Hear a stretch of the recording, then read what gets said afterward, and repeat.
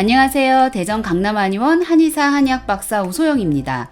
오늘은 뇌명증과 자율신경실조증의 관계에 대해 말씀드리겠습니다. 뇌명증은 머릿속에서 소리가 나는 병인데요. 삐 하는 소리, 지지직 하는 소리, 또 바람소리가 나기도 하고요. 새소리가 들리기도 합니다. 졸졸졸 물 흐르는 소리가 나기도 하고요. 다양한 소리가 머릿속에서 울리는 병입니다. 또 쿵쿵 하는 진동이 느껴지시는 분도 계시고요. 두근두근 심장이 꼭 머릿속에서 뛰는 것처럼 느껴지기도 합니다. 이런 뇌명증은 큰 범위 안에서 이명증의 한 종류로 보기도 하고요. 먼저 이명증이 있다가 뇌명증이 생기는 분도 계시고, 거꾸로 뇌명증이 먼저 있다가 나중에 이명증이 더해지는 분도 계시고요. 아니면 뇌명증만 단독으로 생기는 경우도 있습니다. 뇌명증의 원인으로 여러 가지를 생각해 볼 수 있는데요. 오늘은 그 중에서도 자율신경실조증과 뇌명증에 대해 말씀드리겠습니다. 먼저 자율신경이 무엇인지를 알아야 하는데요. 자율신경이란 우리 몸을 자동으로 조절하는 신경인데요. 우리가 의지로 어쩌지 못하는 것들, 즉 땀이 나게 한다든지 내 심장을 빨리 뛰어라, 느리게 뛰어라 이렇게 명령할 수가 없잖아요. 이렇게 우리 의지대로 조절할 수 없고 자동으로 몸에서 맡아서 알아서 하는 신경이 자율신경입니다. 이 자율신경에는 두 가지 종류가 있는데 교감신경과 부교감신경이 있습니다. 교감신경과 부교감신경은 시소와 같아서 한쪽이 항진되면 다른 한쪽은 억제되는 결과가 되는데요. 보통 자율신경실조증 이렇게 문제가 되는 증상들은 대부분 교감신경이 너무 항진돼 있고 그에 비해 부교감신경이 억제되어 있는 이런 경우를 지칭하는 경우가 많습니다. 그래서 자율신경실조증이라고 적혀 있으면 대부분 이퀄 교감신경 항진증이라고 보셔도 무방한 경우가 많습니다. 그럼 교감신경이 항진되면 어떤 증상이 생기냐면요. 가장 빨리 느껴지시는 것이 내 심장이 빨리 뛰고 두근두근하는 심장이 뛰는 것을 느낄 수 있게 됩니다. 그리고 두 번째, 침 분비가 줄어들어서 입이 마르고 백태가 많이 끼게 되고요. 이 상태가 오래되면 혓바닥이 갈라지기도 합니다.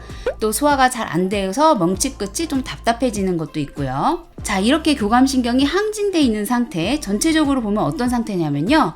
명치 밑은 딱 막혀 있고 기는 아래로 내려가지 않고 위로만 치솟아 올라오고 또 기와 함께 열도 위로 올라오고 자꾸 머리 쪽으로 압력이 높게 걸리게 되는 거죠. 기와 열이 자꾸 머리로만 쏠리니까요. 이렇게 압력이 높아지면 그 머리 안에 있는 혈관도 눌리게 되겠죠. 혈관은 쇠가 아니라 말랑말랑한 조직이니까요. 그럼 결과적으로 머릿속에서 정상적으로 혈액순환이 되지 못할 가능성이 크고요. 그러면 뇌명증이 생길 가능성이 높아집니다. 그래서 실제로 뇌명증 환자분의 혈을 진찰해보면 교감신경이 너무 항진돼 있었던 증거들, 입이 마르고 백태가 많이 끼고 또 혓바닥이 갈라져 있는 그런 모습이 많이 보이고요. 요게 좀 더 심해졌다 하면은 제가 전에도 많이 말씀드린 11자 황태가 보인다면 더욱더 머릿속에 압력이 높아져 있을 가능성이 큽니다. 또 이럴 때는 뇌명증 하나만 생기는 게 아니죠. 두통도 생길 수 있고요. 어지럼증, 또 이명증, 뒷골 땡기거나 어깨 결림 등이 항상 오래 남아 있을 수가 있습니다. 그럼 애시당초 나에게 자율신경실조증, 교감신경 항진증이 왜 생겼는지를 다시 짚어봐야겠죠. 그래야지 치료를 할 수가 있으니까요. 이게 생기는 대표적인 원인으로는 간열, 심장열, 사려상비를 꼽을 수가 있는데요. 제가 혀 상태와 같이 설명을 해드릴 테니까 한번 혀를 주의 깊게 한번 봐주시길 바랍니다. 우리가 스트레스와 분노 그리고 억울함 꾹 참는 거 있죠? 그것이 오래되면 간에 열이 생기고 간에 열이 생기면 혀 가장자리가 유독 붉어지게 됩니다.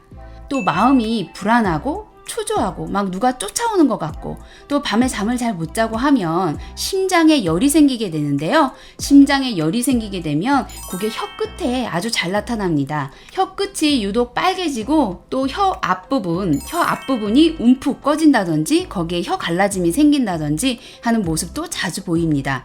또 마지막 세 번째 사려상비는요. 고민을 오래 하시고 아주 골똘히 깊이 생각하시고 이러지도 못하고 저러지도 못하는 그런 갈등 사항이 오래되시면 비장을 상하게 된다는 건데요. 이렇게 되면 혀 가운데 부분, 비위, 위장 영역에 백태가 두껍게 생기거나 혀 갈라짐이 생겨 있는 경우가 많습니다.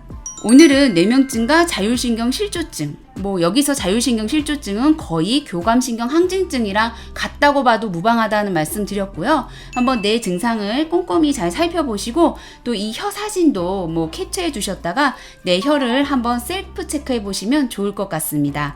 그럼 오늘도 건강하고 행복한 하루 되세요. 감사합니다.